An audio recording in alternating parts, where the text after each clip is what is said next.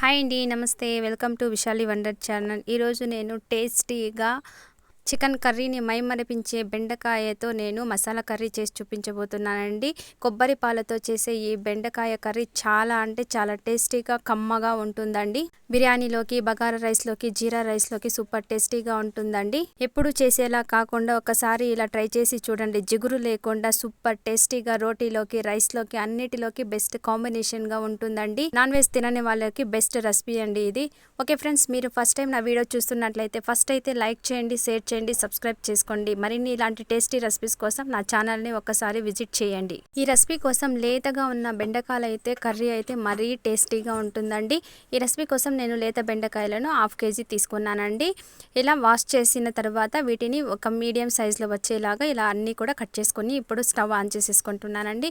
ఈ రెసిపీలో కొద్దిగా ఆయిల్ ఎక్కువగానే పడుతుందండి, ఎందుకంటే జిగురు లేకుండా బెండకాయలని మనం ఫ్రై చేసుకోవాలి కాబట్టి 1/2 కప్ ఆయిల్ తీసుకున్నానండి. ఇప్పుడు బెండకాయ ముక్కలను వేసి హై ఫ్లేమ్లో ఉంచి బాగా రోస్ట్ చేసుకోవాలండి. ఎప్పుడు కూడా బెండకాయలను రోస్ట్ చేసేటప్పుడు హై ఫ్లేమ్లో పెట్టుకుంటేనే మనకి జిగురు అనేది రాకుండా పర్ఫెక్ట్గా ఫ్రై అవుతుందండి.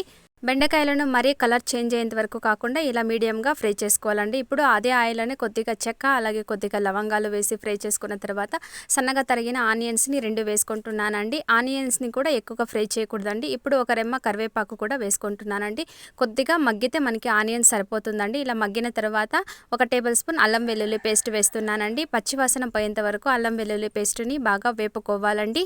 ఇప్పుడు కారంకు సరిపడా 1 table spoon chilli powder, 1 table spoon coriander powder, అలాగే 1 టేబుల్ స్పూన్ గరం మసాలా, ఒక 1/2 టేబుల్ స్పూన్ పసుపు, ఇలా మసాలాలు అన్నిటిని కూడా వేసుకున్న తర్వాత టేస్ట్కు సరిపడా సాల్ట్ కూడా యాడ్ చేసేసుకుంటున్నానండి. వీటన్నిటిని కూడా బాగా మిక్స్ అయ్యేలాగా మీడియం ఫ్లేమ్లో ఉంచి బాగా కలుపుకొని వేపుకోవాలండి. మసాలాలు బాగా వేగితే మనకి చాలా టేస్టీగా ఉంటుందండి. ఇప్పుడు 3 టమోటా పేస్ట్ని ఇలా మిక్సీ పట్టి వేసుకుంటున్నానండి. మీరు కావాలంటే చిన్న ముక్కలుగా కట్ చేసి కూడా అలాగే ఫ్రై చేసుకోవచ్చునండి. పేస్ట్ వేసిన తర్వాత పచ్చివాసన పోయేంత వరకు మీడియం ఫ్లేమ్లో ఉంచి బాగా వేపుకోవాలండి. కొద్దిగా ఆయిల్ పైకి తేలిన తర్వాత మనం వేయించుకున్న బెండకాయ ముక్కలను యాడ్ చేసుకోవాలండి. బెండకాయ ముక్కలు కూడా వేసి బాగా కలుపుకొని ఒక 5 మినిట్స్ అయిన తర్వాత మనం మెయిన్ ఇంగ్రీడియంట్ అయిన కొబ్బరి పాలను యాడ్ చేసుకోవాల్సి ఉంటుందండి. నేను మొత్తం కొబ్బరి పాలతో ఈ రెసిపీ చేపించబోతున్నానండి. మీరు కావాలంటే 1/2 కొబ్బరి పాలు, 1/2 నార్మల్ వాటర్ కూడా యూస్ చేయవచ్చునండి.